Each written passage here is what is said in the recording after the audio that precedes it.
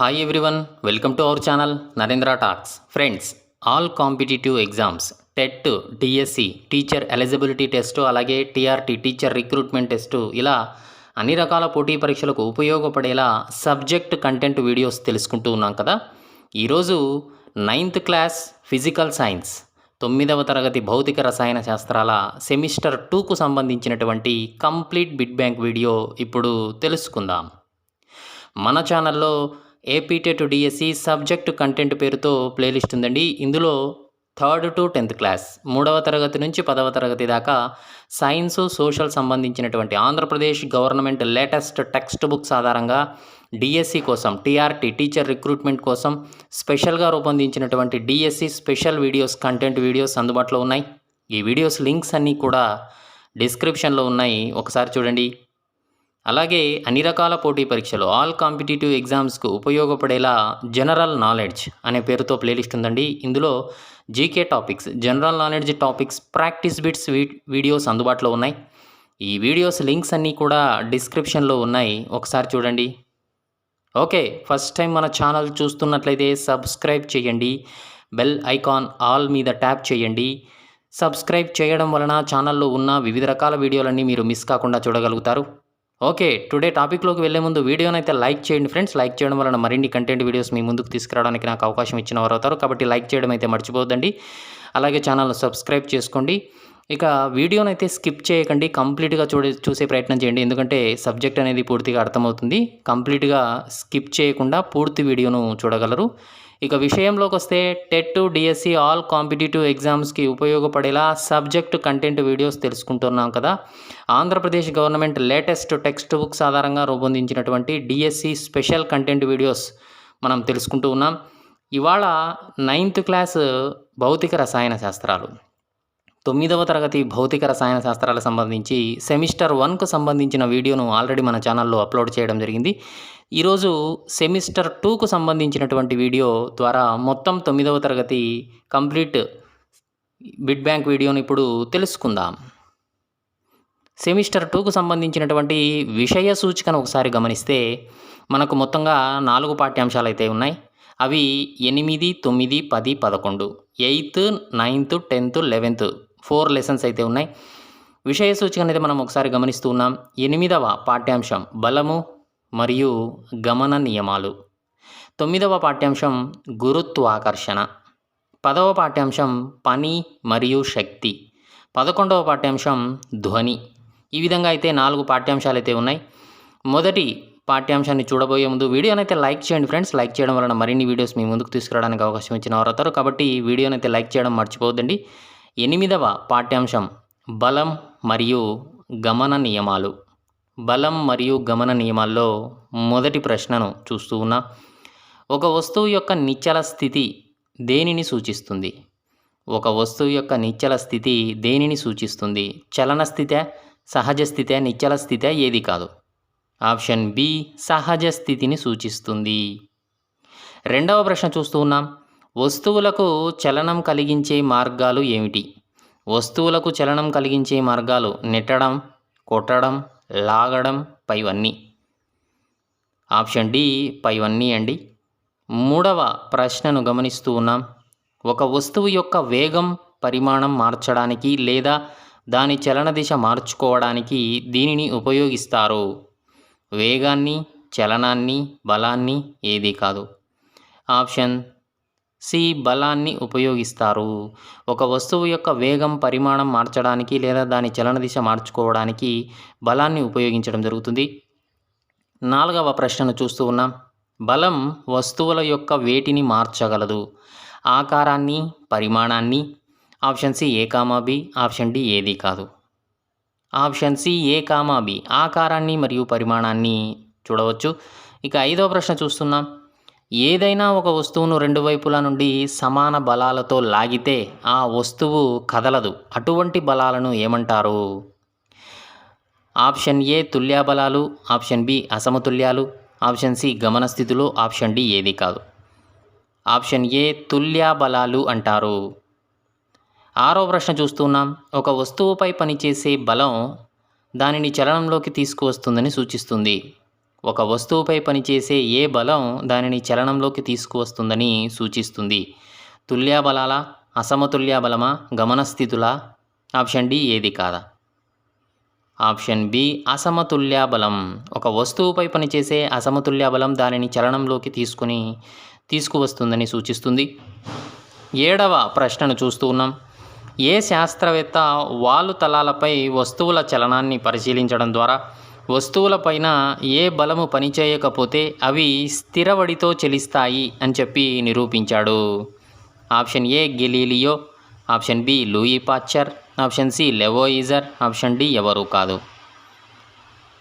Option A Galileo Galilei అనే శాస్త్రవేత్త వాలు తలాలపై వస్తువుల చలనాన్ని పరిశీలించడం ద్వారా వస్తువులపైన ఏ బలము పనిచేయకపోతే అవి స్థిరవడితో చలిస్తాయని నిరూపించాడు.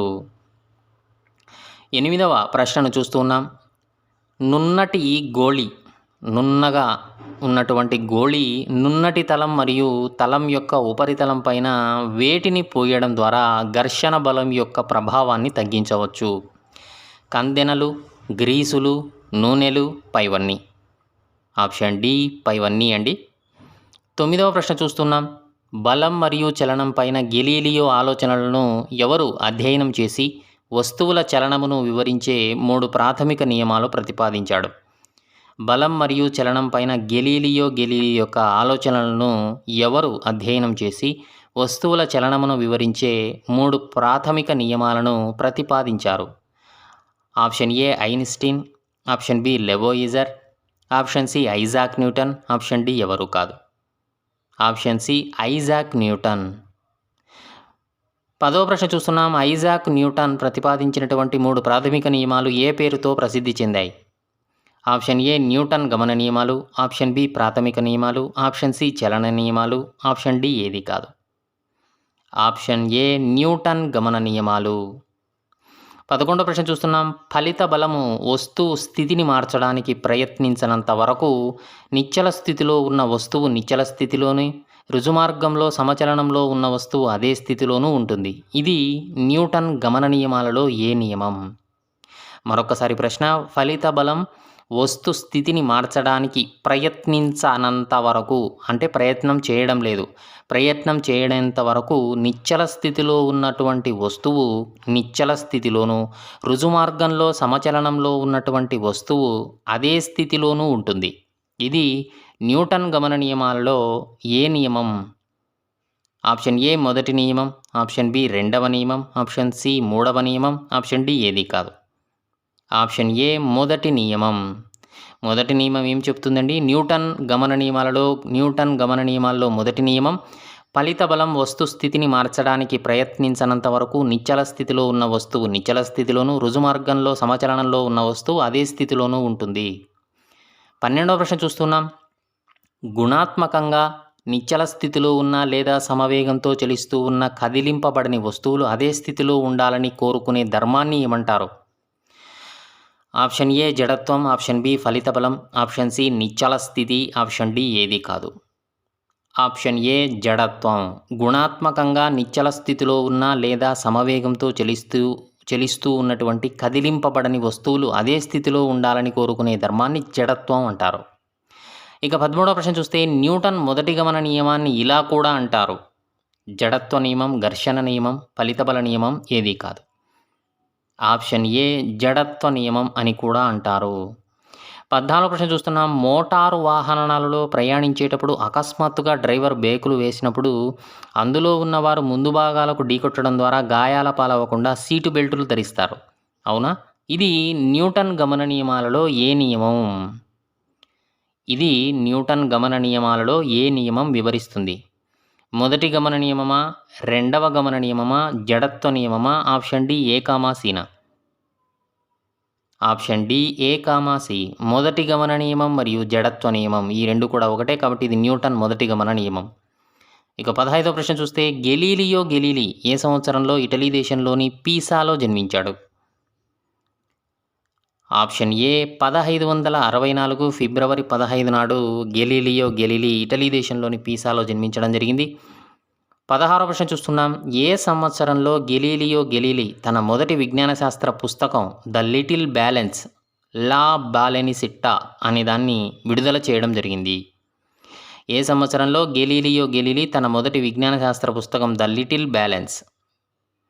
ఆప్షన్ ఏ 1586వ సంవత్సరం. 17వ ప్రశ్న చూస్తున్నాం. ద లిటిల్ బ్యాలెన్స్ అనే పుస్తకంలో ఆర్కిమిడిస్ పద్ధతిలో త్రాసును ఉపయోగించి పదార్థాల తారతమ్య సాంద్రతను విశిష్ట గురుత్వాకర్షణలను కనుగొనే పద్ధతిని వివరించిన శాస్త్రవేత్త ఎవరు? Einstein, Isaac Newton, Galileo Galilei, Lavoisier. Option C Galileo Galilei. 18వ ప్రశ్న చూస్తున్నాం. ఏ సంవత్సరంలో గెలీలియో గెలీలీ తన వ్యాసాల పరంపర డిమోటులో కిందికి పడే వస్తువుల గురించి వాలుతలాన్ని ఉపయోగించి వాటి కింద పడే వేగాన్ని తగ్గించడానికి తన సిద్ధాంతాలను సమర్పించాడు? 1589లో. 1589లో గెలీలియో గెలీలీ తన వ్యాసాల పరంపర డిమోటులో కిందికి పడే వస్తువుల గురించి వాలుతలాన్ని ఉపయోగించి వాటి కింద పడే వేగాన్ని తగ్గించడానికి తన సిద్ధాంతాలను సమర్పించడం జరిగింది. 19వ ప్రశ్న చూస్తున్నాం. సమత్వరణంలో ఉన్న వస్తువులకు వస్తువు కదిలిన దూరం అనేది వస్తువు ప్రయాణించిన సమయం యొక్క వర్గమునకు అనులోమానుపాతంలో ఉంటుందన్నటువంటి సరైన నియమాన్ని కనుగొన్నవారు ఎవరు? Archimedes, Isaac Newton, option C Galileo Galilei, option D ఎవరూ కాదు. Option C Galileo Galilei. సమత్వరణంలో ఉన్న వస్తువులకు వస్తువు కదిలిన దూరం అనేది వస్తువు ప్రయాణించిన సమయం యొక్క వర్గానికి అనులోమానుపాతంలో ఉంటుందనే నియమం కనుగొన్నారు. ఇక 20వ ప్రశ్న చూస్తే ఏ సంవత్సరంలో గెలీలియో గెలీలీ తొలి లోలక గడియారాన్ని రూపొందించాడు? ఆప్షన్ బి 1640వ సంవత్సరంలో గెలీలియో గెలీలీ తొలి లోలక గడియారాన్ని రూపొందించాడు. 21వ ప్రశ్న చూస్తున్నాం. తన ఖగోళ ఆవిష్కరణలకు సంబంధించిన స్టార్రీ మెసెంజర్ అనే గ్రంథంలో చంద్రునిలోని పర్వతాలను, పాలపుంతలో గల చిన్న చిన్న నక్షత్రాలను, గురుగ్రహం చుట్టూ తిరుగుతున్నటువంటి 4 చిన్న చుక్కలను కూడా అనేటువంటి అనేక రకాల వస్తువులను కూడా, ఖగోళ వస్తువులను కూడా తాను చూసినట్లు తెలియజేసిన శాస్త్రవేత్త కింది వారిలో ఎవరు? Isaac Newton, Einstein, Galileo Galilei, Copernicus. Option C Galileo Galilei. 22వ ప్రశ్న చూస్తూ ఉన్నాం. డిస్కోర్స్ ఆన్ ఫ్లోటింగ్ బాడీస్ మరియు letters on the sunspots అనే తన గ్రంథాలలో సూర్యునిలో గల మచ్చలకు సంబంధించినటువంటి పరిశీలనలు తెలిపిన శాస్త్రవేత్త ఎవరు? Option C Galileo Galilei. ఎందుకు ఆయన అలా చేయడం జరిగింది తెలుసుకోవడం ఎలా తెలుసుకున్నారు అంటే, ఆయన దగ్గర ఈ యొక్క స్పెషల్గా రూపొందించినటువంటి ప్రత్యేకంగా రూపొందించినటువంటి టెలిస్కోప్లు, పెద్ద పెద్ద భూతద్దాలు ఆయన దగ్గర ఉండేవి. ఇక 23వ ప్రశ్న చూస్తున్నాం. గ్రహాలన్నీ భూమి చుట్టూగాక సూర్యుని చుట్టూ తిరుగుతాయని వాదించినటువంటి శాస్త్రవేత్త ఎవరు? Isaac Newton, Einstein, Galileo Galilei, Copernicus. గ్రహాలన్నీ భూమి చుట్టూగాక సూర్యుని చుట్టూ తిరుగుతాయని వాదించిన శాస్త్రవేత్త గెలీలియో గెలీలీ. 24వ ప్రశ్న చూస్తున్నాం. ఒక అసమతుల్య బలం ప్రయోగించబడే వరకు ఒక వస్తువు ఏ స్థితిలో ఉంటుంది?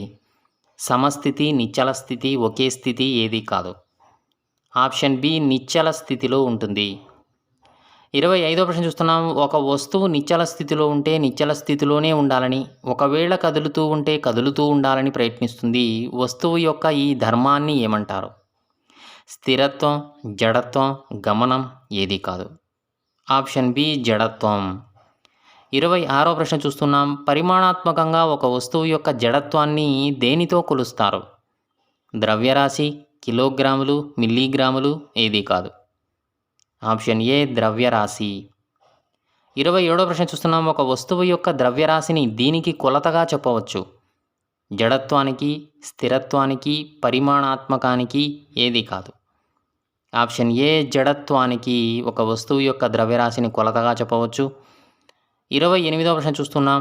ఒక అసమతుల్య బలం ఒక వస్తువుపై పనిచేసినప్పుడు దాని వేగం మారుతుంది, అంటే వస్తువు త్వరణం అనేది పొందుతుంది అని న్యూటన్ ఏ నియమం తెలుపుతుంది? మొదటి గమన నియమం, రెండవ గమన నియమం, మూడవ గమన నియమం, ఏది కాదు. ఓకే ఫ్రెండ్స్, ఈ ప్రశ్నకు ఆన్సర్ను మీరు కామెంట్ సెక్షన్లో కామెంట్ చేయండి. ఒక అసమతుల్య బలం ఒక వస్తువుపై పనిచేసినప్పుడు దాని వేగం మారుతుంది. అంటే వస్తువు త్వరణం అనేది పొందుతుంది అని న్యూటన్ ఏ గమన నియమం తెలుపుతుంది. 29వ ప్రశ్న చూస్తూ ఉన్నాం. ఒక వస్తువు యొక్క ద్రవ్యరాశి m మరియు వేగం v, లబ్ధాన్ని ద్రవ్యవేగం p అంటారు. p = mv. ఈ గమన నియమం న్యూటన్ ఎన్నవ గమన నియమం? ఆప్షన్ బి రెండవ గమన నియమం. 30వ ప్రశ్న చూస్తున్నాం. ద్రవ్య వేగానికి దిశ మరియు పరిమాణం రెండూ ఉంటాయి. వేగం దిశలోనే దీని దిశ కూడా ఉంటుంది. ఆప్షన్ ఏ ద్రవ్య వేగం దిశ. 31వ ప్రశ్న చూస్తున్నాం. ద్రవ్య వేగం యొక్క SI ప్రమాణం కిలోగ్రామ్ మీటర్ పర్ సెకండ్ -1. ఇక 32వ ప్రశ్న చూస్తున్నాం. ఒక వస్తువుపై ప్రయోగించబడినటువంటి అసమతుల్య బలం దాని వేగంలో మార్పు తెస్తుంది. కాబట్టి దీనిలో కూడా మార్పు తెస్తుంది. ద్రవ్య వేగం. ఆప్షన్ ఏ ద్రవ్య వేగంలో కూడా మార్పు తెస్తుంది. 33వ ప్రశ్న చూస్తున్నాం. ఒక వస్తువు ద్రవ్య వేగాన్ని మార్చడానికి అవసరమైనటువంటి బలం దేని రేటు మీద ఆధారపడి ఉంటుంది? ద్రవ్య వేగం మార్పు జరిగే రేటు మీద ఆధారపడి ఉంటుంది. ఒక వస్తువు ద్రవ్య వేగాన్ని మార్చడానికి అవసరమైనటువంటి బలం ద్రవ్య వేగం మార్పు జరిగే రేటు మీద ఆధారపడి ఉంటుంది.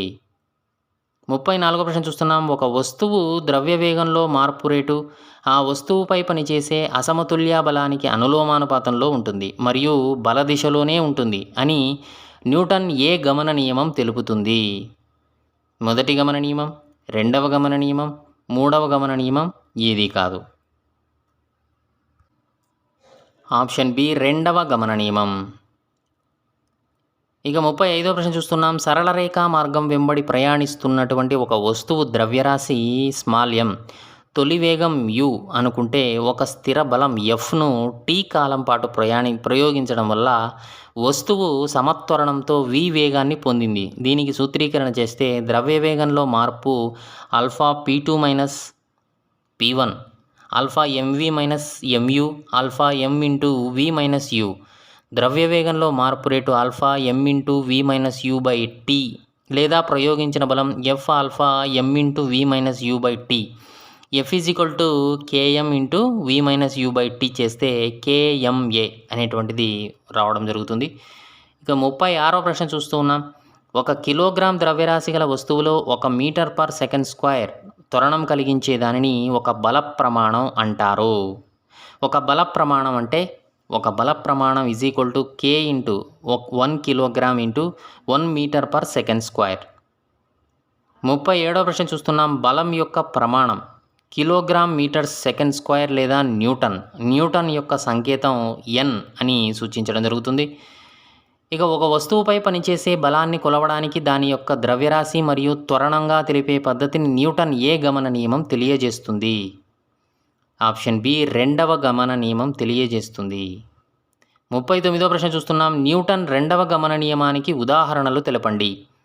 వేగంగా కదులుతున్న క్రికెట్ బంతిని పట్టుకునేటప్పుడు ఫీల్డర్ తన చేతులను మెల్లగా బంతితో పాటు వెనక్కి లాగడం, హై జంప్ ఆటలో ఆటగాళ్లు మెత్తటి పరుపు మీద లేదా ఇసుక కుప్ప మీద పడే విధంగా ఏర్పాటు చేయడం, కరాటే ఆటగాడు ఒక్క దెబ్బతో ఐస్ దిమ్మెను పగలగొట్టడం, ఇవన్నీ కూడా న్యూటన్ రెండవ గమన నియమానికి ఉదాహరణలుగా చెప్పవచ్చు. ఇక 40వ ప్రశ్న చూస్తే న్యూటన్ మొదటి గమన నియమం యొక్క గణిత రూపాన్ని రెండవ గమన నియమం యొక్క గణిత సమీకరణం ద్వారా ఎలా చూపుతారు అంటే F ma or F mv - u/t లేదంటే Ft mv - mu. ఈ సూత్రీకరణ చేస్తే వస్తుంది. ఇక 41వ ప్రశ్న చూస్తే ఒక 5 కిలోగ్రాముల ద్రవ్యరాశి గల వస్తువుపై 2 సెకండ్ల సమయం పాటు ఒక స్థిరమైన బలం పనిచేస్తుంది. ఇది వస్తువు వేగాన్ని 3 మీటర్ల పర్ సెకండ్ నుండి 7 మీటర్ల పర్ సెకండ్ వరకు పెంచింది. ప్రయోగించిన బల పరిమాణాన్ని కనుక్కోండి. అలాగే 5 సెకండ్ల సమయం పాటు ఆ బలం ప్రయోగిస్తే ఆ వస్తువు యొక్క తుది వేగం ఎంత ఉంటుంది? దీని ప్రకారంగా లెక్క చేస్తే u 3 మీటర్లు 3 మీటర్ పర్ సెకండ్ మరియు v - 7 meter per second, t 2 సెంటీమీటర్లు, m 5 కిలోగ్రాములు అని ఇవ్వబడింది. సమీకరణం నుండి విలువలను ప్రతిక్షేపిస్తే F mv - u/t విలువలను ఈ సమీకరణంలో ప్రతిక్షేపించగా F 5 కిలోగ్రాములు 7 meter per second -3 meter per second /2 second 10 newtons వస్తాయి. ఇప్పుడు ఈ బలం 5 సెకండ్ల పాటు పనిచేసింది. అంటే t = 5 సెకండ్లు. ఇప్పుడు 8.5 సమీకరణాన్ని మార్చి రాయడం ద్వారా తుది వేగాన్ని లెక్కిస్తే v u + ft/m. u, f, m, t విలువలను ప్రతిక్షేపిస్తే తుది వేగం v 13 మీటర్/సెకండ్ రావడం అనేది జరుగుతుంది. ఇక 42వ ప్రశ్న చూస్తున్నాం.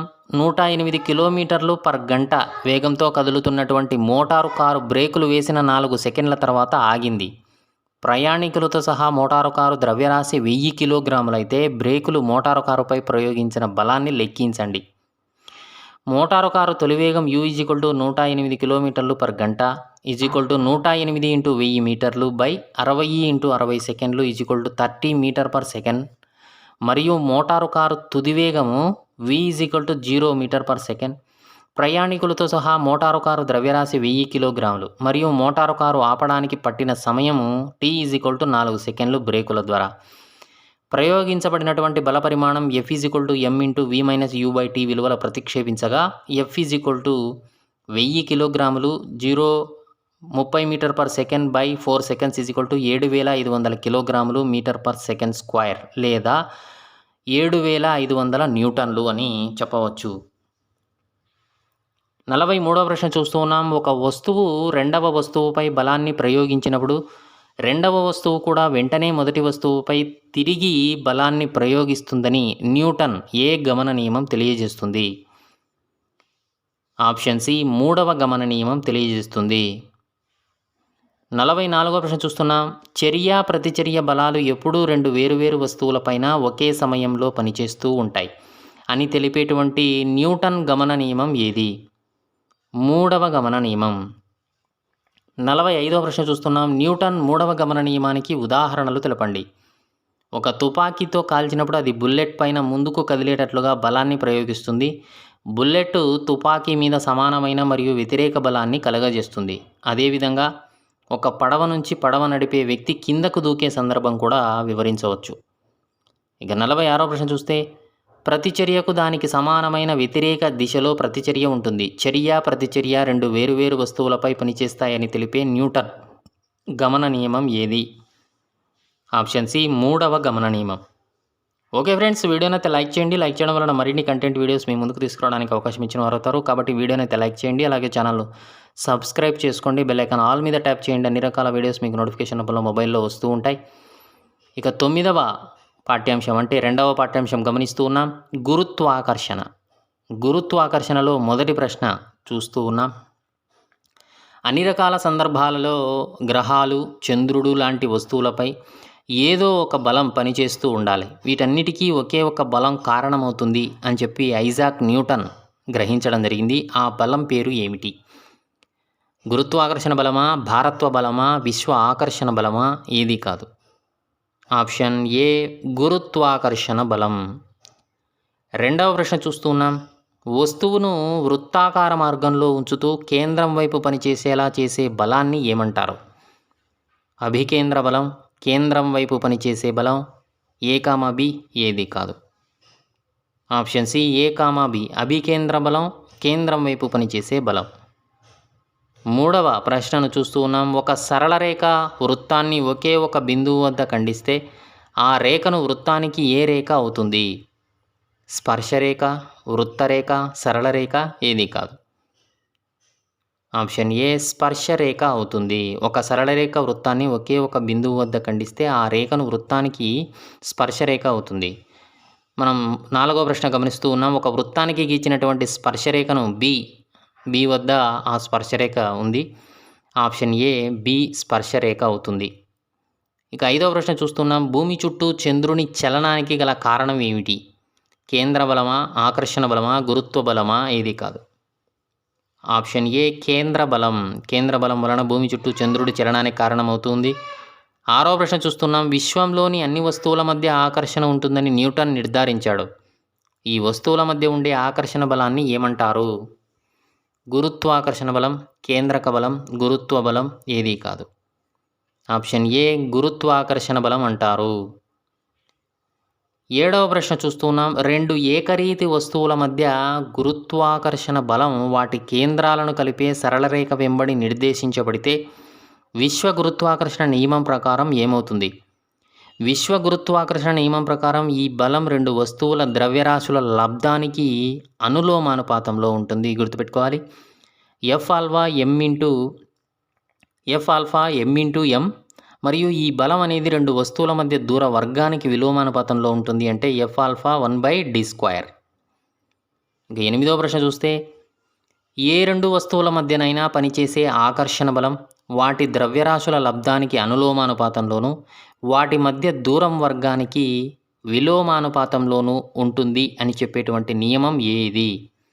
ఆప్షన్ ఏ విశ్వ గురుత్వాకర్షణ నియమం. విశ్వ గురుత్వాకర్షణ నియమం ఏం చెప్తుందండి?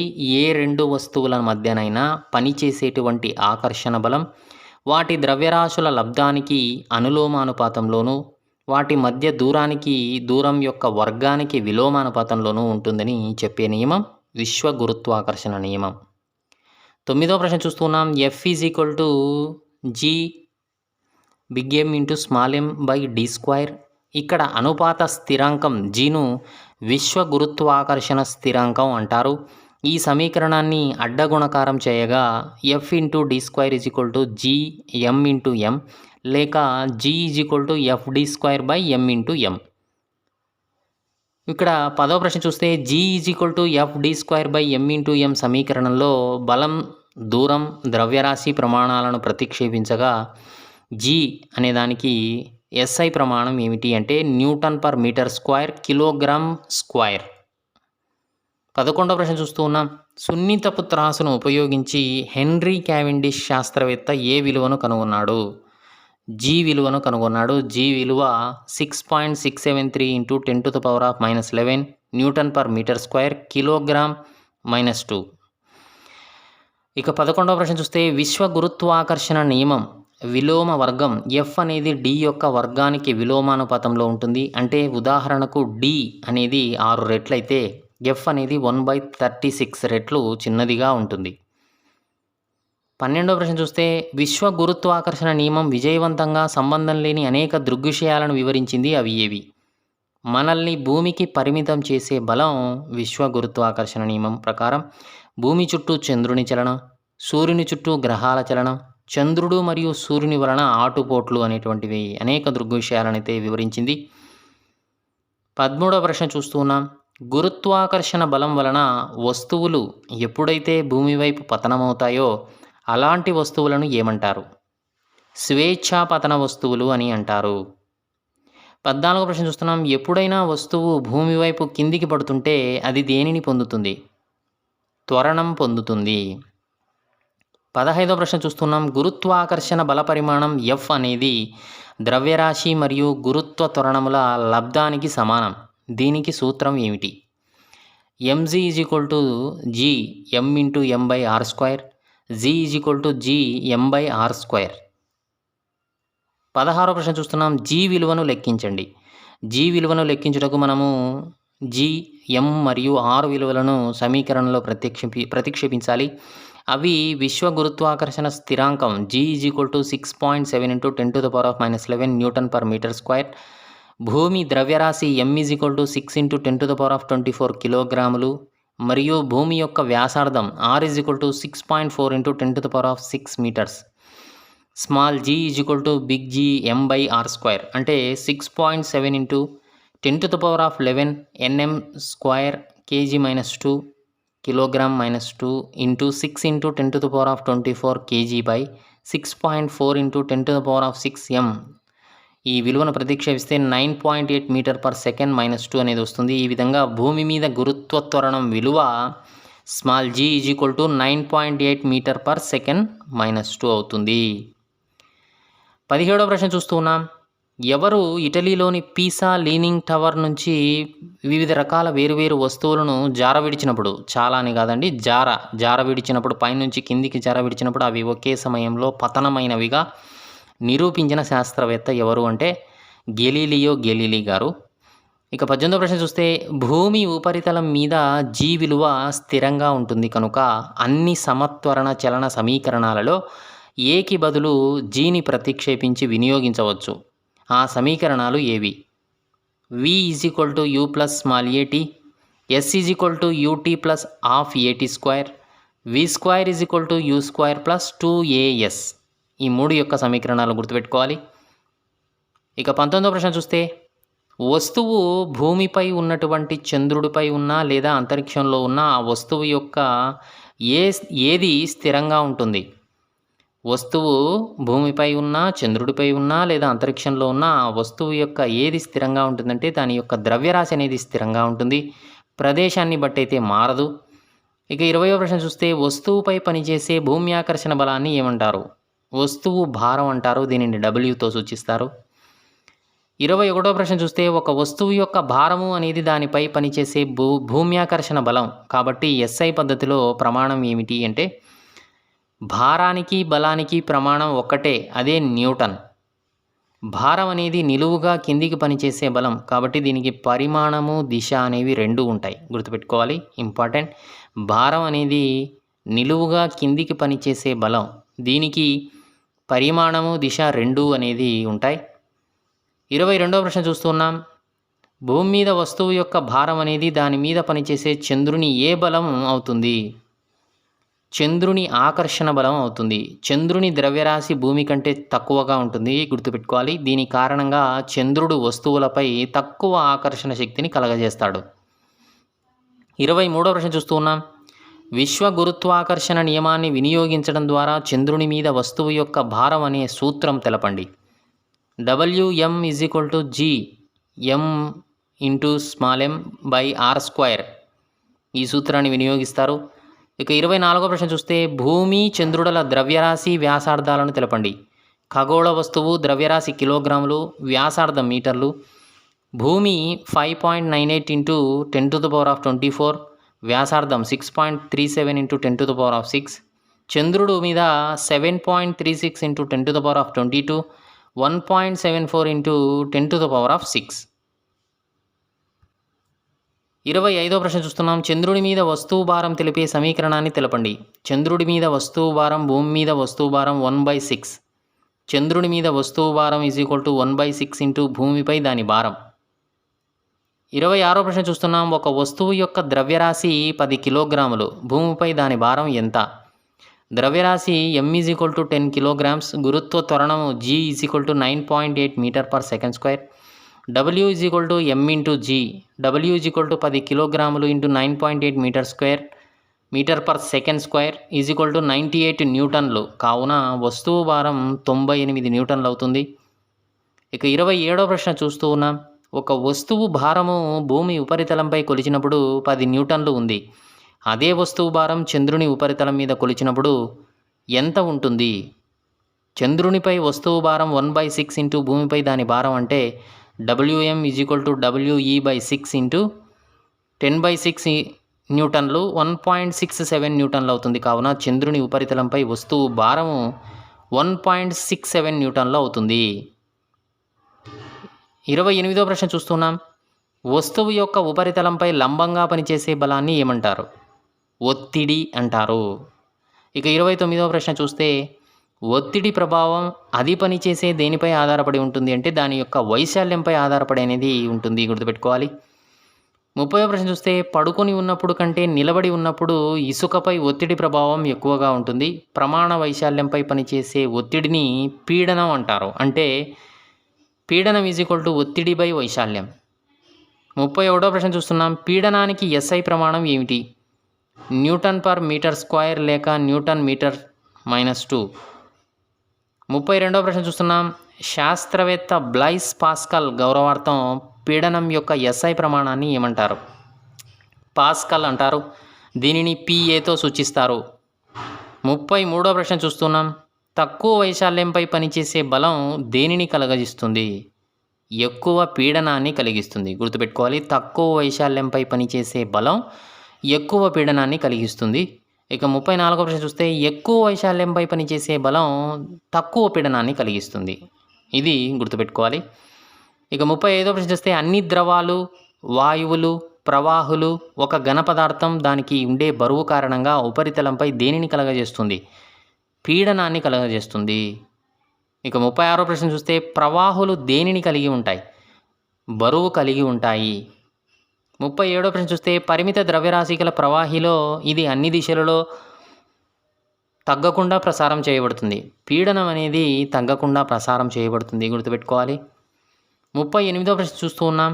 ఒక వస్తువుపై పనిచేసేటువంటి భూమ్యాకర్షణ బలాన్ని ఏమంటారు? బరువు అంటారు. ఒక వస్తువుపై పనిచేసే భూమ్యాకర్షణ బలాన్ని బరువు అంటారు. ఇక 39వ ప్రశ్న చూస్తే నీటిలో ఉన్నటువంటి ఏదైనా వస్తువుపై ఊర్ధ్వ దిశలో నీరు ప్రయోగించే బలాన్ని ఏమంటారు అంటే ఊర్ధ్వ పీడనం, ఉత్ప్లవన బలం అంటారు. ఇక 40వ ప్రశ్న చూస్తే ఉత్ప్లవన బల పరిమాణం ప్రవాహి యొక్క దేని మీద ఆధారపడి ఉంటుంది? సాంద్రత మీద ఆధారపడి ఉంటుంది. 41వ ప్రశ్న చూస్తున్నాం. నీటిలో వేసినటువంటి మేకు లేదా ఇనుప వస్తువులు మునిగిపోతాయి, కానీ బెండ్ అనేది తేలుతుంది. కారణం ఏమిటి? రెండింటి వస్తువుల మధ్య సాంద్రతల వ్యత్యాసం అనేది డిఫరెంట్గా ఉంటుంది, భేదం ఉంటుంది కాబట్టి. ఇక 42వ ప్రశ్న చూస్తే ద్రవం కంటే తక్కువ సాంద్రత కలిగినటువంటి వస్తువులు ఆ ద్రవం మీద ఏమవుతాయి? తేలడం అనేది జరుగుతుంది. 43వ ప్రశ్న చూస్తే ద్రవం కంటే ఎక్కువ సాంద్రత కలిగినటువంటి వస్తువులు ద్రవంలో ఏమవుతాయి?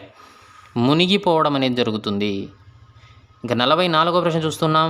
ఒక వస్తువును ఒక ప్రవాహిలో పూర్తిగా కానీ పాక్షికంగా కానీ ముంచినప్పుడు ఆ వస్తువు తొలగించినటువంటి ప్రవాహి బరువుకు సమానమైనటువంటి బలం ఆ వస్తువుపై ఏ దిశలో పనిచేస్తుంది? ఊర్ధ్వ దిశలో పనిచేస్తుంది, గుర్తుపెట్టుకోవాలి. Very very important. ఒక వస్తువును ఒక ప్రవాహిలో పూర్తిగా కానీ లేదా పాక్షికంగా కానీ ముంచినప్పుడు ఆ వస్తువు తొలగించినటువంటి ప్రవాహి బరువుకు సమానమైనటువంటి బలం ఆ వస్తువుపై ఏ దిశలో పనిచేస్తుంది అంటే ఊర్ధ్వ దిశలో పనిచేస్తుంది. ఇక 45వ ప్రశ్న చూస్తే స్నానపు తొట్టెలోకి దిగినప్పుడు అందులో నీరు పొరలిపోవడం గమనించినటువంటి శాస్త్రవేత్త యురేకా నేను కనుగొన్నాను అని చెప్పి వీధిలోకి పరిగెత్తినటువంటి శాస్త్రవేత్త ఎవరు? ఆర్కిమిడిస్ ఒక సూత్రాన్ని అయితే కనుగొనడం జరిగింది. ఇక 46వ ప్రశ్న చూస్తే యురేకా అంటూ నేను కనుగొన్నానని అరుస్తూ వీధిలోకి పరిగెత్తిన శాస్త్రవేత్త ఆర్కిమిడిస్. ఈ యొక్క 47వ ప్రశ్న చూస్తే గణితము మరియు యాంత్రిక శాస్త్ర రంగాలలో చేసిన కృషి, అలాగే మీటలు, కప్పీలు, చక్రాలు, ఇరుసులు ఇతనికి గల అవగాహన వలన గ్రీకులు రోమన్ల మధ్య జరిగిన యుద్ధంలో గ్రీకు సైనికులకు ఎంతగానో ఉపయోగపడినది ఆర్కిమిడిస్ సూత్రం. ఇక ఆర్కిమిడిస్ గారి కృషి ఎంతో అనన్యమైనది. ఇక 48వ ప్రశ్న చూస్తే పాల నమూనాల యొక్క స్వచ్ఛతను నిర్ణయించడానికి ఉపయోగించే లాక్టోమీటర్లు కావచ్చు, ద్రవాల సాంద్రతను నిర్ణయించడానికి ఉపయోగించే హైడ్రోమీటర్లు కావచ్చు, ఎవరి సూత్రం మీద ఆధారపడి ఉన్నాయి? ఆర్కిమిడిస్ గారు తయారు చేసిన సూత్రం మీద, ఆర్కిమిడిస్ సూత్రం, ఆయన పేరు మీదనే ఆర్కిమిడిస్ సూత్రం తయారు చేయడం జరిగింది. ఈ సూత్రం ఆధారంగానే ఈ యొక్క లాక్టోమీటర్లు, హైడ్రోమీటర్లు పనిచేస్తూ ఉన్నాయి. 49వ ప్రశ్న చూస్తూ ఉన్నాం. ఈ సూత్రం నౌకలు మరియు జలాంతర్గాముల రూపకల్పనలో ఉపయోగపడుతుంది. ఆర్కిమిడిస్ సూత్రం. ఓకే ఫ్రెండ్స్, వీడియోనైతే లైక్ చేయండి. లైక్ చేయడం మర్చిపోతున్నారు. అలాగే ఛానల్లో సబ్స్క్రైబ్ చేసుకోండి. బెల్ ఐకాన్ ఆల్ మీద ట్యాప్ చేయండి. అన్ని రకాల వీడియోస్ మీకు నోటిఫికేషన్ రూపంలో వస్తూ ఉంటాయి. 10వ పాఠ్యాంశం అంటే 3వ పాఠ్యాంశం గమనిస్తూ ఉన్నాం. పని మరియు శక్తి. పని మరియు శక్తిలో మొదటి ప్రశ్న చూస్తూ ఉన్నాం. సహజ స్వభావాలను అర్థం చేసుకోవడానికి మనకు సహాయపడేటువంటి మరొక సహజ దృగ్విషయం ఏది? పని, శక్తి, సామర్థ్యం, పైవన్నీ. ఆప్షన్ డి పైవన్నీ. పని, శక్తి, సామర్థ్యం ఇవన్నీ కూడా సహజ స్వభావాలను అర్థం చేసుకోవడానికి మనకు సహాయపడేటువంటి దృగ్విషయాలు. ఇక 2వ ప్రశ్న చూస్తే జీవులు బ్రతకడానికి అనేక ప్రాథమిక కార్యకలాపాలు చేయవలసి ఉంటుంది. అలాంటి కృత్యాలను ఏమంటారు? జీవక్రియలు, జీవ ప్రక్రియలు, జీవన క్రియలు, ఏది కాదు. ఇలా ప్రశ్న కన్ఫ్యూజన్గా వస్తూ ఉంటుంది. ఆప్షన్ బి జీవ ప్రక్రియలు. జీవులు బ్రతకడానికి అనేక ప్రాథమిక కార్యకలాపాలు చేయవలసి ఉంటుంది. అలాంటి కృత్యాలను జీవ ప్రక్రియలు అంటారు. ఇక 3వ ప్రశ్న చూస్తూ ఉన్నాం. మనకు ఉపయోగపడే శారీరక లేదా మానసిక శ్రమలను దేనిగా పరిగణిస్తారు? పని, శ్రమ, కృత్యం, ఏది కాదు. ఆప్షన్ ఏ పని. మనకు ఉపయోగపడే శారీరక లేదా మానసిక శ్రమలను పనిగా పరిగణించడం జరుగుతుంది. 4వ ప్రశ్నను చూస్తూ ఉన్నాం. ఒక తలంపై ఉన్నటువంటి గులక రాయిని నెట్టండి. గులకరాయి కొంత దూరం కదిలింది. మీరు గులకరాయిపై బలాన్ని ప్రయోగించారు. అది స్థానభ్రంశం చెందింది. ఈ సందర్భాన్ని ఏమంటారు? పని జరిగింది అంటారా? శ్రమ జరిగింది అంటారా? స్థానభ్రంశం చెందింది అంటారా? ఏదీ కాదు. ఆప్షన్ ఏ పని జరిగింది అంటారు. 5వ ప్రశ్నను చూస్తూ ఉన్నాం. శాస్త్రీయంగా పనిని చూసే విధానంలో 2 షరతులను సంతృప్తిపరచాల్సినటువంటి అవసరం అయితే ఉంటుంది.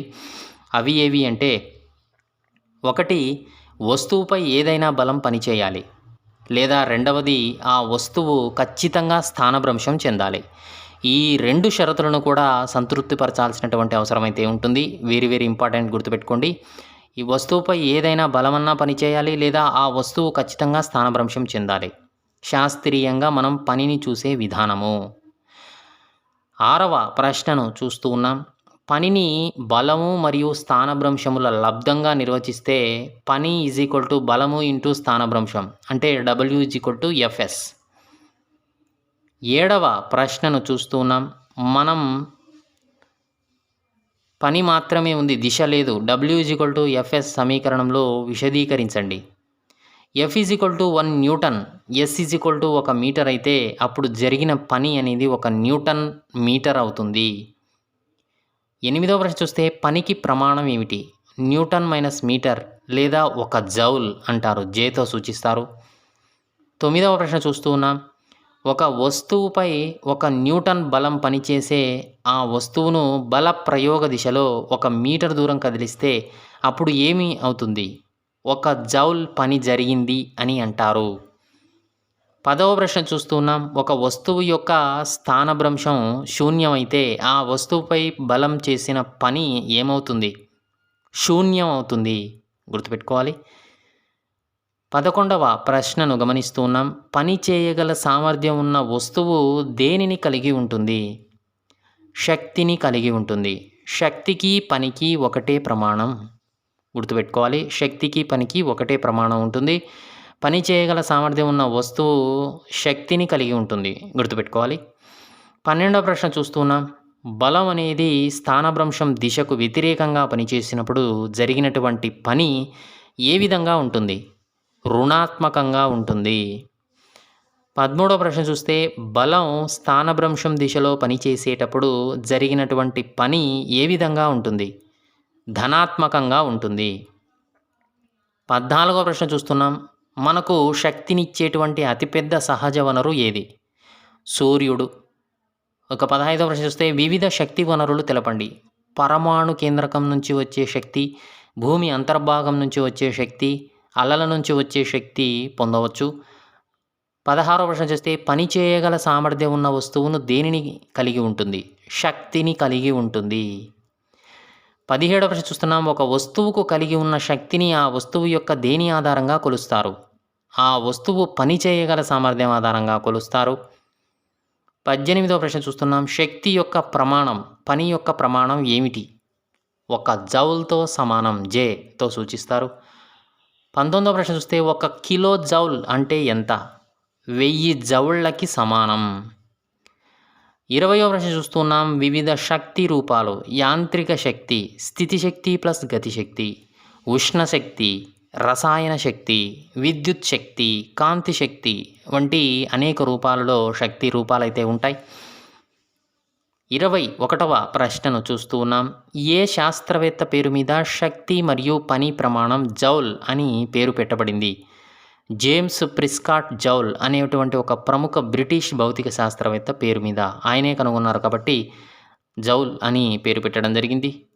22వ ప్రశ్నను గమనిస్తూ ఉన్నాం. విద్యుత్ ప్రవాహం యొక్క ఉష్ణ ఫలితాల గురించినటువంటి నియమమైన శక్తి నిత్యత్వ నియమాన్ని ప్రయోగాత్మకంగా ధృవీకరించి ఉష్ణ యాంత్రిక తుల్యాంకం విలువలను కనుగొన్న శాస్త్రవేత్త ఎవరు? జేమ్స్ ప్రిస్కాట్ జౌల్ అనేటువంటి శాస్త్రవేత్త.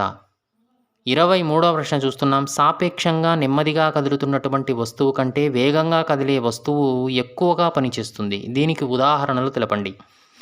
సాపేక్షంగా నెమ్మదిగా కదులుతున్న వస్తువు కంటే వేగంగా కదిలే వస్తువు ఎక్కువగా పనిచేస్తుంది. దీనికి ఉదాహరణలు తెలపండి. కదిలే తూట, వీచే గాలి, తిరిగే చక్రం, విసిరిన రాయి ఇటువంటివన్నీ కూడా చాలా వేగంగా పనిచేయడం జరుగుతుంది. ఇటువంటి శక్తిని గతిశక్తి అంటారు.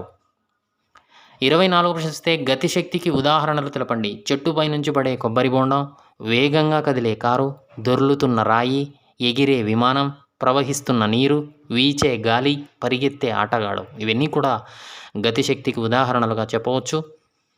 25వ ప్రశ్న చూస్తున్నాం. వస్తువు యొక్క వేగం ఎక్కువ అయ్యే కొద్దీ దానికి ఏ శక్తి పెరుగుతుంది? గతిజ శక్తి పెరుగుతుంది. 26వ ప్రశ్న చూస్తున్నాం. కొంత వేగంతో కదిలే వస్తువుకు ఉండే గతిశక్తి ఆ వేగాన్ని పొందడానికి దానిపై జరిగిన పనికి ఏమవుతుంది? సమానమవుతుంది. 27వ ప్రశ్న చూస్తున్నాం. m ద్రవ్యరాశి v వేగం గల వస్తువు యొక్క గతిశక్తి సూత్రం ఏమవుతుంది? ½ mv² కలిగి ఉంటుంది. 28వ ప్రశ్న చూస్తున్నాం. స్థానము లేదా ఆకారంలో మార్పు కారణంగా వస్తువు కలిగి ఉన్న శక్తిని ఏమంటారు? స్థితి శక్తి అంటారు. 29వ ప్రశ్న చూస్తే m ద్రవ్యరాశి గల వస్తువు భూమి ఉపరితలం నుండి h ఎత్తుకు ఎత్తబడితే ఆ వస్తువుకి ఉన్న గురుత్వాకర్షణ స్థితిశక్తి సమీకరణం ఏమవుతుంది? mgh అవుతుంది. ఇక 30వ ప్రశ్న చూస్తే స్థితిశక్తికి ఉదాహరణలు తెలపండి. రబ్బర్ బ్యాండ్ను సాగదీసినప్పుడు బదిలీ అయిన శక్తి దాని యొక్క స్థితిశక్తి. బొమ్మ కారుకి కీ ఇస్తున్నప్పుడు లోపల ఉన్న స్ప్రింగుకు బదిలీ అయిన శక్తి స్థితిశక్తి అవుతుంది. గుర్తుపెట్టుకోవాలి. 31వ ప్రశ్న చూస్తున్నాం. వస్తువు కలిగి ఉన్న ఏ శక్తి దాని స్థానం లేదా ఆకృతీకరణ కారణంగా దానిలో ఇమిడి ఉన్న శక్తి? స్థితి శక్తి. 32వ ప్రశ్న చూస్తున్నాం. స్థితిశక్తి ప్లస్ గతిశక్తి కలిపి ఉన్న దానికి ఉదాహరణ తెలపండి. విల్లు ఆకృతిలో మార్పు వలన నారిలో నిల్వ ఉన్నటువంటి స్థితిశక్తి బాణాన్ని విసరడానికి గతిశక్తి రూపంలో ఉపయోగపడడం అనేది జరుగుతుంది. స్థితిశక్తి ప్లస్ గతిశక్తి కలిపి ఉన్నదానికి ఉదాహరణగా చెప్పవచ్చు. ఇక 33వ ప్రశ్న చూస్తూ ఉన్నా. ఒక వస్తువును కొంత ఎత్తు వరకు ఎత్తినప్పుడు దాని శక్తి అనేది పెరుగుతుంది. దీనికి గల కారణం గురుత్వాకర్షణకు వ్యతిరేకంగా ఆ వస్తువుపై పని జరగడం. ఇటువంటి శక్తిని ఏమంటారు? గురుత్వ స్థితి శక్తి అంటారు. గుర్తుపెట్టుకోవాలి. 34వ ప్రశ్న చూస్తున్నాం. ఒక వస్తువు ఇవ్వబడినటువంటి స్థానం వద్ద నిర్దిష్టమైనటువంటి స్థితి శక్తిని కలిగి ఉండి వేరొక స్థానం వద్ద గల అదే వస్తువు యొక్క ఏ శక్తి కన్నా భిన్నంగా ఉంటుంది? దాని యొక్క స్థితి శక్తి కన్నా విభిన్నంగా ఉంటుంది. 35వ ప్రశ్న చూస్తున్నాం. Very very very important. శక్తి నిత్యత్వ నియమం అంటే ఏమిటి? శక్తి నిత్యత్వ నియమం అంటే ఈ నియమం ప్రకారం శక్తి అనేది ఒక రూపం నుంచి మరొక రూపానికి మార్పు చెందుతుంది. శక్తిని సృష్టించలేం మరియు నాశనం చేయలేం. మొత్తం శక్తి రూపాంతరానికి ముందు తర్వాత స్థిరంగానే ఉంటుంది. ఇక 36వ ప్రశ్న చూస్తే ఒక వస్తువు యొక్క గతిశక్తి మరియు స్థితిశక్తుల మొత్తం అన్ని బిందువుల వద్ద ఒకే విధంగా ఉంటుంది. అంటే స్థితిశక్తి ప్లస్ గతిశక్తి = స్థిరం లేదా mgh ప్లస్ ½ mv² స్థిరాంకం. 37వ ప్రశ్న చూస్తున్నాం. పని జరిగే రేటు లేదా శక్తి బదిలీ రేటును ఏమంటారు? సామర్థ్యం అంటారు. సామర్థ్యం అనేది పని చేసే వేగానికి కొలబద్ద అవుతుంది. 38వ ప్రశ్న చూస్తున్నాం. ఒక యంత్రం t కాలంలో w పని చేస్తే దాని సామర్థ్యాన్ని ఏ విధంగా సూచిస్తారు? సామర్థ్యము పని బై కాలము లేదా p w/tగా సూచించడం జరుగుతుంది. ఇక 39వ ప్రశ్న చూస్తూ ఉన్నాం. సామర్థ్యానికి ప్రమాణం ఏది? వాట్ అంటారు. జేమ్స్ వాట్ కనుగొన్నాడు కాబట్టి ఆయన గౌరవార్థం దీనిని డబ్ల్యూతో సూచిస్తారు. వాట్ అంటారు. సామర్థ్యానికి ప్రమాణం వెరీ వెరీ ఇంపార్టెంట్, గుర్తుపెట్టుకోవాలి. సామర్థ్యానికి ప్రమాణం వాట్. 40వ ప్రశ్న చూస్తే ఒక సెకనులో 1 జౌల్ పని చేయగల యంత్ర సామర్థ్యాన్ని ఏమంటారు అంటే ఒక వాట్ అంటారు. గుర్తుపెట్టుకోవాలి. 1 సెకనులో 1 జౌల్ పని చేయగల యంత్ర సామర్థ్యాన్ని 1 వాట్ అంటారు.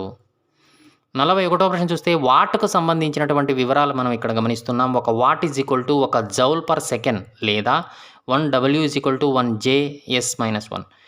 ఎక్కువ రేటులలో శక్తి బదిలీ అయితే కిలోవాట్లలో కొలుస్తారు. 1 కిలోవాట్ = 1000 వాట్లు. 1 కిలోవాట్ను 1000 W అని సూచిస్తారు. 1 kW = 1000 జౌల్ పర్ సెకండ్. 42వ ప్రశ్నను చూస్తూ ఉన్నాం. వినియోగించినటువంటి మొత్తం శక్తిని తీసుకున్న మొత్తం సమయంతో విభజించడం ద్వారా దీనిని పొందుతారు. సగటు సామర్థ్యాన్ని పొందుతారు. 43వ ప్రశ్న చూస్తే 1 వాట్ అంటే ఎంత? 1 joule by 1 second. Okay friends, వీడియోని అయితే లైక్ చేయండి. లైక్ చేయడం మర్చిపోతున్నారు. అలాగే ఛానల్ సబ్స్క్రైబ్ చేసుకోండి. బెల్ ఐకాన్ ఆల్ మీద ట్యాప్ చేయండి. అన్ని రకాల వీడియోస్ మీకు నోటిఫికేషన్ రూపంలో వస్తూ ఉంటాయి.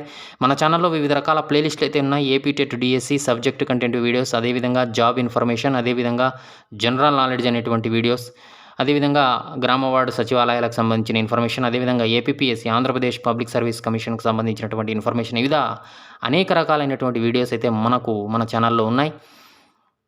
11వ పాఠ్యాంశం అంటే 4వ పాఠ్యాంశం, చివరి పాఠ్యాంశం సెమిస్టర్ 2 9వ తరగతి భౌతిక రసాయన శాస్త్రాల్లో సెమిస్టర్ 2 తెలుసుకుంటూ ఉన్నాం.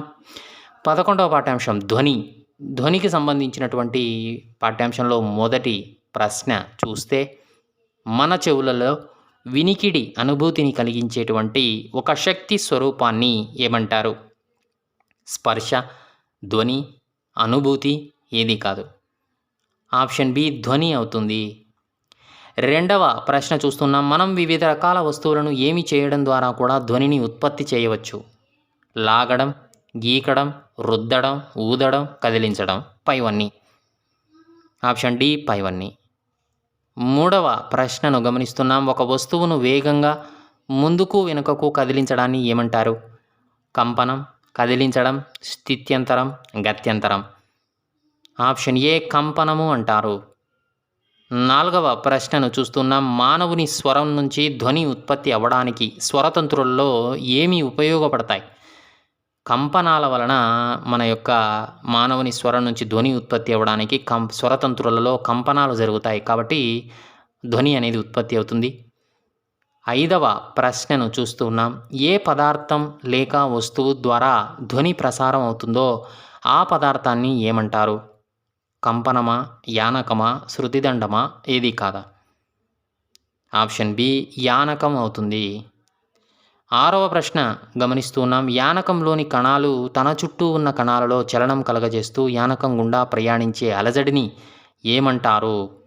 కంపనం, యానకం, తరంగం, ఏది కాదు.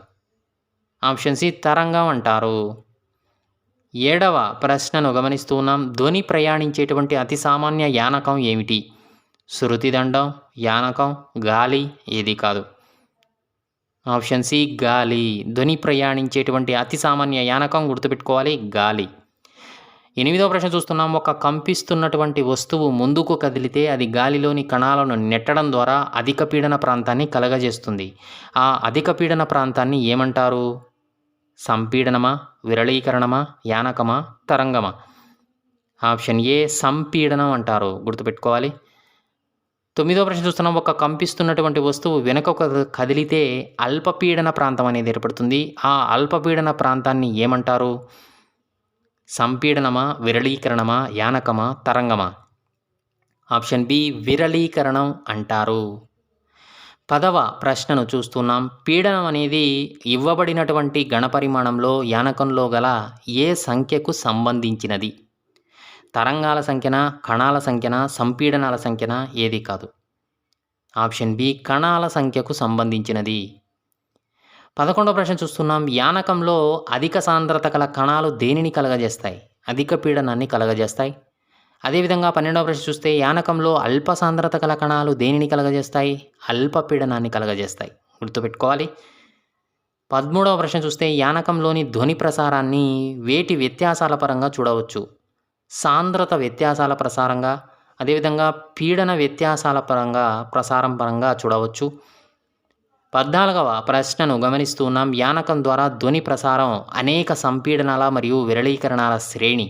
ఈ శ్రేణి తరంగాలను ఏమంటారు? అనుదైర్ఘ్య తరంగాలు అంటారు. ధ్వని తరంగాలను అనుదైర్ఘ్య తరంగాలు అని కూడా అనవచ్చు, గుర్తుపెట్టుకోవాలి. 15వ ప్రశ్నను గమనిస్తున్నాం, యానకంలోని ప్రతి ఒక్క కణము యానకంలో తరంగ ప్రసార దిశకు లంబంగా వాటి విరామ స్థానం నుంచి కంపిస్తూ ఉండే తరంగాలను ఏమంటారు? తిరియక్ తరంగాలు అంటారు, గుర్తుపెట్టుకోవాలి. యానకంలోని ప్రతి ఒక్క కణము యానకంలో తరంగ ప్రసార దిశకు లంబంగా వాటి విరామ స్థానం నుంచి కంపిస్తూ ఉండే తరంగాలను తిరియక్ తరంగాలు అంటారు. 16వ ప్రశ్న చూస్తే, తిరియక్ తరంగాలకు ఉదాహరణ. కాంతి అనేది ఒక తిరియక్ తరంగం. ఒక చెరువులో ఒక గులకరాయిని వేసినప్పుడు నీటి ఉపరితలం మీద చూసే తరంగాలను తిరియక్ తరంగాలు అంటారు. 17వ ప్రశ్న చూస్తున్నాం, ధ్వని తరంగాన్ని ఏ భావనల ద్వారా వివరించవచ్చు? పౌనఃపున్యం తరచుదనం అంటారు దీన్ని, కంపన పరిమితి, వేగం అనేటువంటి ఈ 3 భావనల ద్వారా ధ్వని తరంగాన్ని దాదాపుగా వివరించవచ్చు. ఇక 18వ ప్రశ్న చూస్తూ ఉన్నాం. తరంగం యొక్క ఉబ్బెత్తు భాగాన్ని ఏమంటారు? శృంగం అంటారు. Very very important. తరంగం యొక్క ఉబ్బెత్తు భాగాన్ని శృంగం అంటారు. 19వ ప్రశ్న చూస్తే తరంగం యొక్క లోతు భాగాన్ని ఏమంటారు? ద్రోణి అంటారు. 20వ ప్రశ్న చూస్తున్నాం.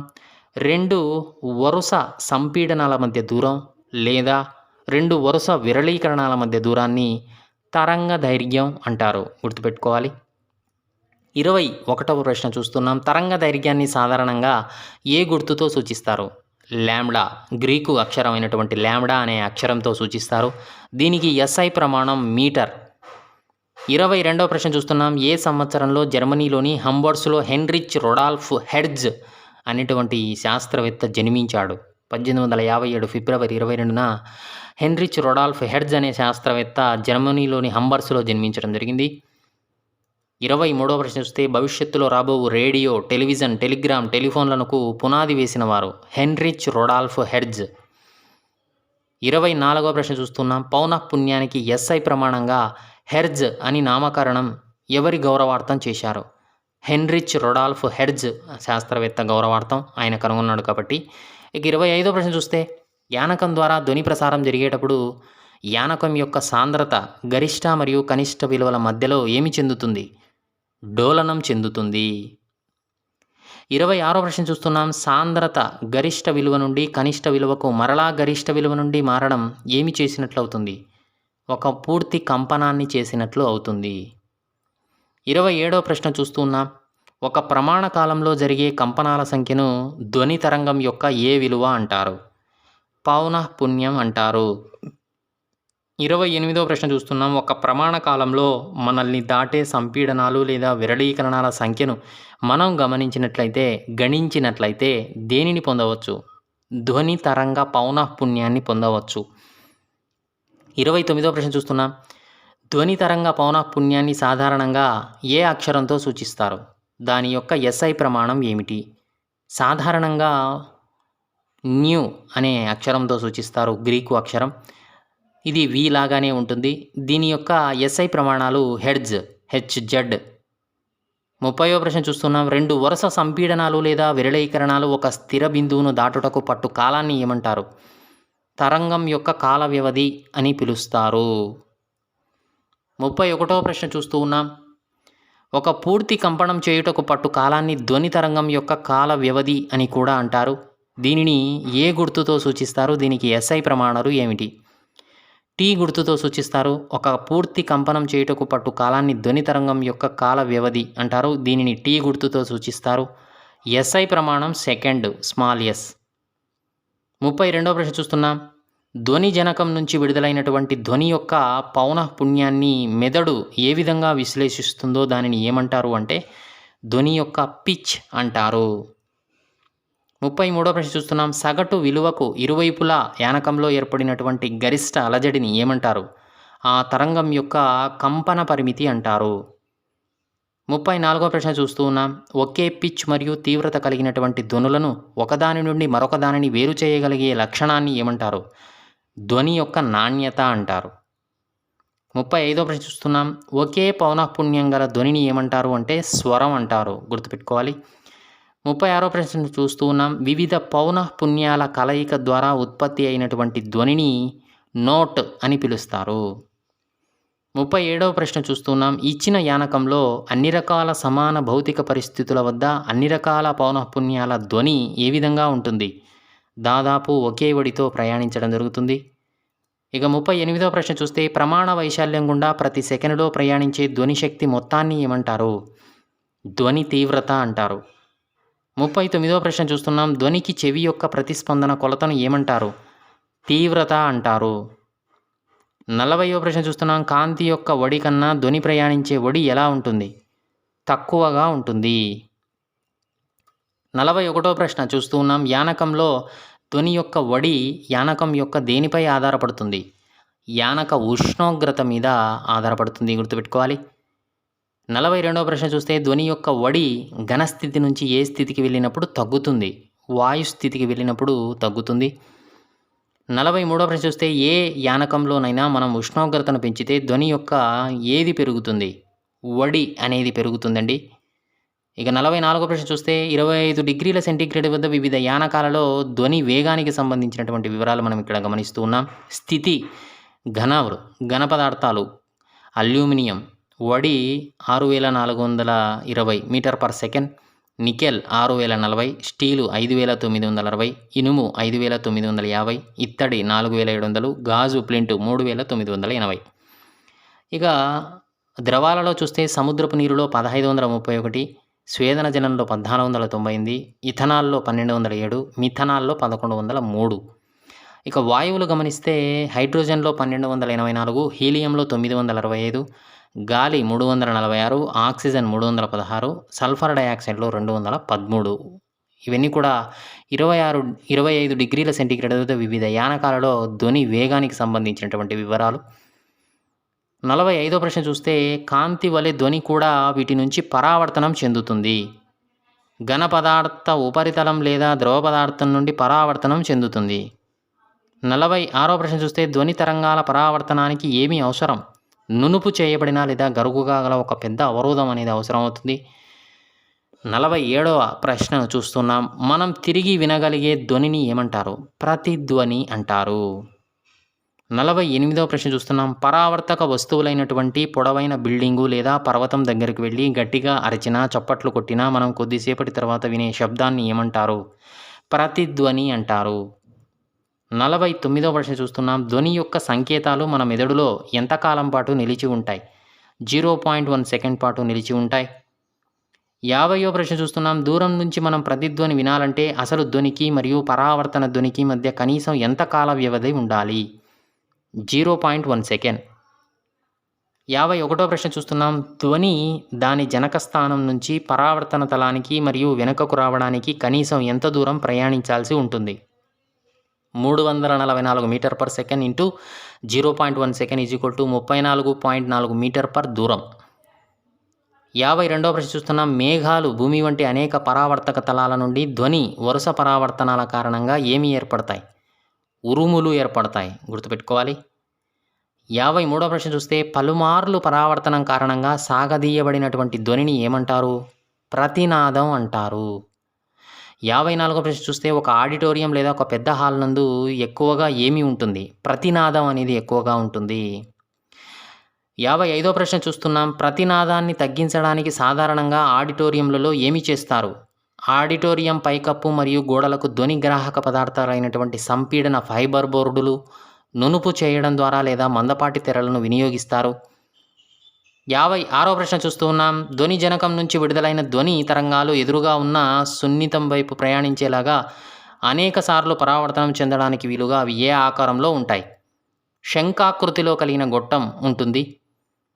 57వ ప్రశ్న చూస్తే రోగి యొక్క గుండె చప్పుడు అనేక మార్లు పరావర్తనం చెందుతూ డాక్టర్ చెవికి చేరే పరికరం పేరు ఏమిటి? స్టెథోస్కోపు.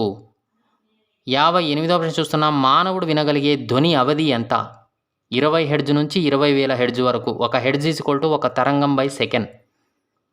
59వ ప్రశ్న చూస్తున్న 5 సంవత్సరాల లోపు గల చిన్నపిల్లలు మరియు కుక్కలు వంటి కొన్ని జంతువులు ఎన్ని హెర్జ్ల లోపు గల శబ్దాలను వినగలరు? 25 kilo hertz. 1 kilo hertz is equal to 1000 హెర్జ్లు. 60వ ప్రశ్న చూస్తున్నాం. 20 హెర్జ్ పౌనఃపున్యం కన్నా తక్కువ పౌనఃపున్యం గల ధ్వనులను ఏమంటారు? పరశ్రావ్య ధ్వనులు లేదా పరశ్రావ్యాలు అంటారు. 61వ ప్రశ్న చూస్తున్నాం. ఏ జీవులు 5 హెర్జ్ కంటే తక్కువ పౌనఃపున్యం గల పరశ్రావ్యాలను ఉపయోగించి భావ వ్యక్తీకరణ చేసుకుంటాయి? ఖడ్గమృగాలు. 62వ ప్రశ్న చూస్తున్నాం. ఏ జీవులు పరశ్రావ్య హద్దులో గల ధ్వనులను ఉత్పత్తి చేస్తాయి? ఏనుగులు, తిమింగలాలు. 63వ ప్రశ్న చూస్తున్నాం. 20 కిలో హెర్జ్ కన్నా అధిక పౌనఃపున్యం గల ధ్వనులను ఏమంటారు అంటే అతిధ్వనులు అంటారు. 64వ ప్రశ్న చూస్తున్నాం. ఏ జంతువులు అతిధ్వనులను ఉత్పత్తి చేస్తాయి? డాల్ఫిన్లు, గబ్బిలాలు, తాబేలు వంటి జంతువులు. 65వ ప్రశ్న చూస్తున్నాం. వినికిడి శక్తి తక్కువగా గల వారు వేటిని సహాయం తీసుకుంటారు? వినికిడి సాధనాల సహాయం అనేది తీసుకుంటారు. 66వ ప్రశ్న చూస్తున్నాం. అతిధ్వనుల అనువర్తనాలు తెలపండి. అతిధ్వనులను సాధారణంగా సర్పిలాకారపు గొట్టము, సరైన ఆకారము లేని పరికరాలు, విద్యుత్ పరికరాలు మొదలగునటువంటి వాటిని శుభ్రం చేయడానికి వీలు లేని ప్రదేశాలలో శుభ్రపరిచేందుకు అతిధ్వనులను ఉపయోగిస్తారు. లోహ దిమ్మెలలో పగిలిన భాగాలు మరియు రంధ్రాలు ఉన్నట్లయితే వాటిని గుర్తించడానికి కూడా అతిధ్వనులను ఉపయోగించడం జరుగుతుంది. ఇక 67వ ప్రశ్న చూస్తే అతిధ్వనులు గుండె యొక్క వివిధ భాగాల నుండి పరావర్తనం చెందించి గుండె యొక్క ప్రతిబింబాన్ని ఏర్పరుస్తాయి. ఈ నైపుణ్యతను ఏమంటారు అంటే ఎకోకార్డియోగ్రఫీ అంటారు, గుర్తుపెట్టుకోవాలి. 68వ ప్రశ్న చూస్తున్నాం. మానవ శరీరంలోని అంతర్భాగాల ప్రతిబింబాలను అతిధ్వనులను ఉపయోగించి పొందే పరికరాన్ని ఏమంటారు అంటే అల్ట్రాసౌండ్ స్కానర్లు అంటారు. 69వ ప్రశ్న చూస్తే అతిధ్వనులు శరీరంలోని కణజాలం ద్వారా ప్రయాణించి అవయవాల చిత్రాలను రూపొందించడానికి ఉపయోగించేటువంటి విద్యుత్ సంకేతాలుగా మార్చబడి ఈ చిత్రాలు తదుపరి మానిటర్కి లేదా ఫిలింపై ప్రింటు వేయడానికి పంపబడతాయి. ఈ విధమైన సాంకేతికతను ఏమంటారు అంటే అల్ట్రాసోనోగ్రఫీ అంటారు. 70వ ప్రశ్న చూస్తూ ఉన్నాం. మానవ గర్భధారణ సమయంలో పిండ నిర్ధారణకు పుట్టుకతో వచ్చే జన్యులోపాలను గుర్తించుటకు మరియు పెరుగుదల లోపాలను గుర్తించుటకు ఉపయోగించే సాంకేతికత అల్ట్రాసోనోగ్రఫీ. 71వ ప్రశ్న చూస్తే కిడ్నీలోని రాళ్లను చిన్న చిన్న ముక్కలుగా చేసి పగలగొట్టి ఆ రాళ్లు మూత్రం ద్వారా బయటకు పంపేటట్లు చేసే వాటికి దేనిని ఉపయోగించుకుంటారు అంటే అతిధ్వనులను ఉపయోగించుకోవడం జరుగుతుంది. 72వ ప్రశ్న చూస్తే అతిధ్వనులను ఏ ఏ పరిశ్రమ రంగాలలో ఉపయోగిస్తారు? వైద్య మరియు పరిశ్రమ రంగాలలో ఉపయోగించడం అనేది జరుగుతుంది. ఓకే ఫ్రెండ్స్, ఇది 9వ తరగతి భౌతిక రసాయన శాస్త్రాలు 9th క్లాస్ ఫిజికల్ సైన్స్కి సంబంధించినటువంటి సెమిస్టర్ 2కు సంబంధించిన వివరాల వీడియో. నచ్చిందా? నచ్చితే లైక్ చేయండి. మీ ఫ్రెండ్స్ ఫ్యామిలీ మెంబర్స్కు ఈ వీడియో యూజ్ అవుతుందనుకుంటే షేర్ చేయండి. డిస్క్రిప్షన్లో ఇన్స్టాగ్రామ్, ఫేస్బుక్, ట్విట్టర్ లింక్స్ ఉన్నాయి ఫ్రెండ్స్, ఫాలో అవ్వండి. Thanks for watching.